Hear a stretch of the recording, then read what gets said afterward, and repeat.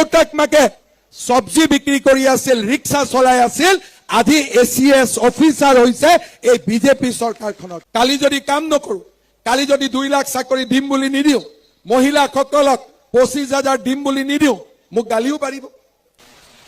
কিমান দিন ডাঙৰ কৰি গ'ল? 25,000 টকা প্ৰতিগৰাকী মহিলাই পাব। আৰু ভগৱানে যদি মোক শক্তি দিয়ে, এইবাৰ কৈছিলো 10,000 দিম, দিলো 19,000, এইবাৰো কৈছো 25,000 দিম, ভগৱানে শক্তি দিলে কিজানি ইয়াতকৈ বেছি দিব পাৰো, হয় নে নহয়? আমাৰ চৰকাৰী চাকৰি ওলাব 2 লাখ, 25,000 ওলাব পুলিচত, 75,000 ওলাব স্কুল কলেজত, 1 লাখ ওলাব nurse, laboratory technician, grade 3, grade 4। কিন্তু ল'ৰা ছোৱালীয়ে যদি নাৰ্ছ নপঢ়ে, নাৰ্ছৰ চাকৰি ক'ৰ পৰা পাব? যদি ল'ৰা ছোৱালীয়ে BEd নপঢ়ে, শিক্ষকৰ চাকৰি কেনেকৈ পাব? দুখীয়া ঘৰৰ দেউতাক মাকে ইমান টকা ফিজ দি ল'ৰা ছোৱালীক পঢ়াব নোৱাৰে। নিযুত মইনা, নিযুত বাবু অকণমান কষ্ট কমিছে, কিন্তু এইবাৰ আমি এক খোজ আগত যাব খুজিছো। এইবাৰ আমি সিদ্ধান্ত লৈছো যে ল'ৰা ছোৱালীৰ পঢ়ুৱাৰ দায়িত্ব সম্পূৰ্ণৰূপে চৰকাৰে ল'ব। দেউতাক মাকে টকা পইচা খৰচ কৰিব নালাগে।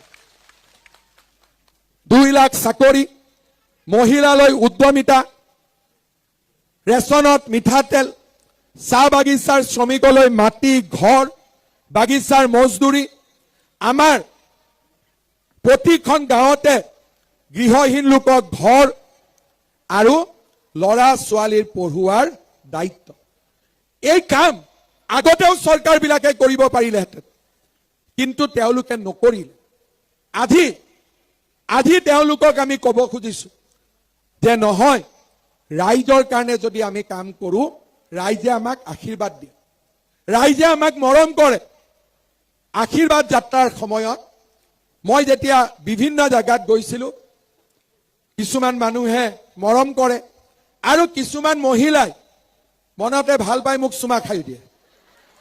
তেতিয়া কংগ্ৰেছবিলাকে কয় যে হিমন্ত বিশ্ব শৰ্মা কিয় চুমা খায়? হাৰে, মোক চুমা আইতাই খায়, মায়ে খায়, ভণ্টিয়ে খায়, বাইদেৱে খায়। কিয় খায়? কাৰণ তেওঁলোকৰ কাৰণে দিনে ৰাতিয়ে মই পৰিশ্ৰম কৰিছো। আজি আমাৰ চৰকাৰৰ কাৰণে সেই ল'ৰা ছোৱালী কলেজ ইউনিভাৰ্চিটিত গৈছে।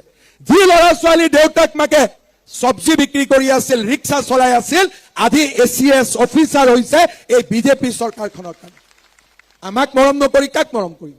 কালি যদি কাম নকৰো, কালি যদি 2 লাখ চাকৰি দিম বুলি নিদিও, মহিলাসকলক 25,000 দিম বুলি নিদিও, মোক গালিও পাৰিব। কিন্তু দিলে মৰম কৰিব নে নকৰিব? 10,000 নিদিও, এইবাৰ আমি আপোনালোকক 25,000 টকা দিম। কিমান দিম ডাঙৰ কৰি গ'ল? 25,000 টকা প্ৰতিগৰাকী মহিলাই পাব। আৰু ভগৱানে যদি মোক শক্তি দিয়ে, এইবাৰ কৈছিলো 10,000 দিম, দিলো 19,000, এইবাৰো কৈছো 25,000 দিম, ভগৱানে শক্তি দিলে কিজানি ইয়াতকৈ বেছি দিব পাৰো, হয় নে নহয়? অৰুণোদয় আঁচনি প্ৰত্যেক সমষ্টিতে আমি যদি আৰু 2-3 হাজাৰ অৰুণোদয় দি দিওঁ, তেতিয়াহ'লে সকলোৱে পাই যাব।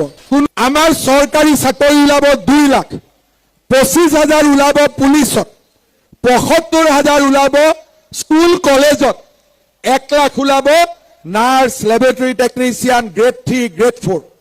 কিন্তু ল'ৰা ছোৱালীয়ে যদি নাৰ্ছ নপঢ়ে, নাৰ্ছৰ চাকৰি ক'ৰ পৰা পাব? যদি ল'ৰা ছোৱালীয়ে BEd নপঢ়ে, শিক্ষকৰ চাকৰি কেনেকৈ পাব? দুখীয়া ঘৰৰ দেউতাক মাকে ইমান টকা ফিজ দি ল'ৰা ছোৱালীক পঢ়াব নোৱাৰে। নিযুত মইনা, নিযুত বাবু অকণমান কষ্ট কমিছে, কিন্তু এইবাৰ আমি এক খোজ আগত যাব খুজিছো। এইবাৰ আমি সিদ্ধান্ত লৈছো যে ল'ৰা ছোৱালীৰ পঢ়ুৱাৰ দায়িত্ব সম্পূৰ্ণৰূপে চৰকাৰে ল'ব। দেউতাক মাকে টকা পইচা খৰচ কৰিব নালাগে। 2 লাখ চাকৰি, মহিলালৈ উদ্যমিতা, ৰেচনত মিঠাতেল, চাহ বাগিচাৰ শ্ৰমিকলৈ মাটি, ঘৰ, বাগিচাৰ মজদুৰি, আমাৰ প্ৰতিখন গাঁৱতে গৃহহীন লোকক ঘৰ আৰু ল'ৰা ছোৱালীৰ পঢ়ুৱাৰ দায়িত্ব। এই কাম আগতেও চৰকাৰ আহক, আমি 1 লাখ চৰকাৰী চাকৰি দিম, কিন্তু 5 বছৰ মই পূৰ্ণ কৰিলো, প্ৰতিশ্ৰুতি দিছিলো যে 1 লাখ চৰকাৰী চাকৰি দিম, চাকৰি পালে 1,65,000 ল'ৰা ছোৱালী। ৰাজনীতি কৰা মানুহে যদি 10 কয় 5 কৰে, কিন্তু মই 10 কৈছিলো, আপোনালোকৰ আশীৰ্বাদত আমি 20 কৰিবৰ বাবে সক্ষম হৈছিলো। শ্ৰদ্ধা ৰাইজ, কংগ্ৰেছৰ চৰকাৰ আমি দেখিছিলো, এটা অংগনবাদী কেন্দ্ৰৰ চাকৰিৰ কাৰণে 2 লাখ টকা, আশা কৰ্মীৰ চাকৰিৰ কাৰণে 1 লাখ টকা, মিড ডে মিল ৱৰ্কাৰৰ চাকৰিৰ বাবেও 50,000 টকা, ACS APSৰ চাকৰিৰ বাবে 1 কোটি টকা। আজি আমি 1,65,000 ল'ৰা ছোৱালীক চাকৰি দিলো। আমি তামোল এখনো কাৰো পৰা খোৱা নাই, তামোল এখনো কাৰো পৰা খোৱা নাই। আৰু এই সাহস, এই সৎ সাহস মোৰ আছে কাৰণে মই মানুহৰ আগত কওঁ যে ৰাইজ, অসমে আকাশ চুব পাৰে, অসমে আকাশ চুব পাৰে। আমি যদি সকলোৱে মিলি একেলগে আমাৰ ৰাজ্যখনক আগুৱাই লৈ যাব বিচাৰো। শ্ৰদ্ধা ৰাইজ, আজি মই আপোনালোকক প্ৰতিশ্ৰুতি দিছো, আমাৰ চৰকাৰ উভতি আহিব। এইবাৰ 1 লাখ ল'ৰা ছোৱালীক নহয়, আমি 2 লাখ ল'ৰা ছোৱালীক এইবাৰ আমি চৰকাৰী চাকৰি দিম। আপোনালোকে নিজে সকলো জনা বুজা মানুহ, কংগ্ৰেছে 2 লাখ চাকৰি দিব পাৰিব? কংগ্ৰেছে 2 লাখ চাকৰি দিব পাৰিব? লুৰিণজ্যোতি গগৈয়ে 2টা চাকৰিও দিব পাৰিব? লাখৰ কথাটো বাদ দিলো, 2 লাখ বাদ দিলো, 2টা চাকৰি দিব পাৰিব লুৰিণজ্যোতি গগৈয়ে? নোৱাৰে। মই লুৰিণজ্যোতি গগৈক সুধিছিলো যে এবাৰ আপুনি নাহৰকটীয়াত ইলেকশ্যন উঠে, এবাৰ দুলীয়াজানত উঠে, এবাৰ আপুনি ডিব্ৰুগড়ত উঠে, ইলেকশ্যন কিয় উঠি থাকে? লুৰিণজ্যোতি গগৈয়েতো উত্তৰটো নিদিলে। টিভিত এদিন অখিল গগৈয়ে ক'লে যে লুৰিণৰ বিয়াখন পাতিব লাগে নহয়, সেইকাৰণে আমি কংগ্ৰেছৰ চৰকাৰ পাতিব লাগিব।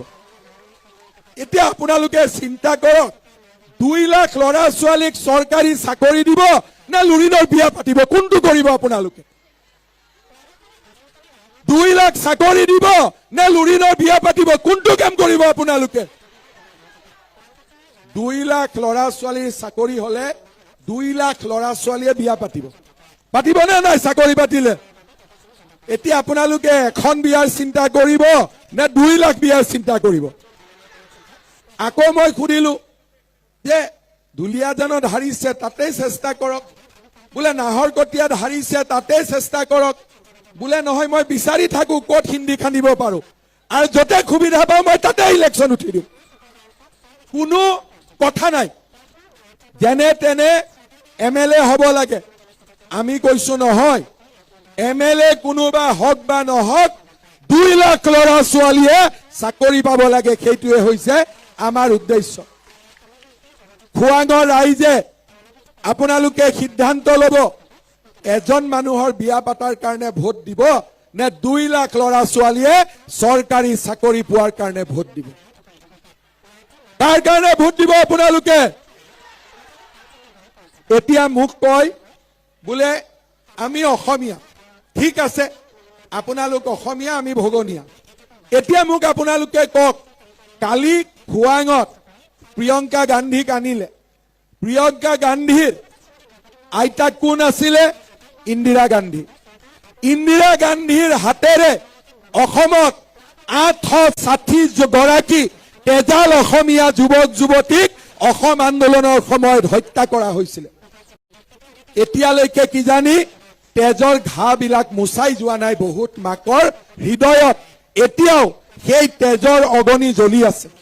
মই লুৰিণজ্যোতি গগৈক সুধিব খোজো, ইলেকশ্যন আহিব যাব, প্ৰিয়ংকা গান্ধীৰ আচলত ধৰি ইলেকশ্যন জিকিব নালাগে, অসমৰ মাকসকলৰ আচলত ধৰি ইলেকশ্যন জিকক।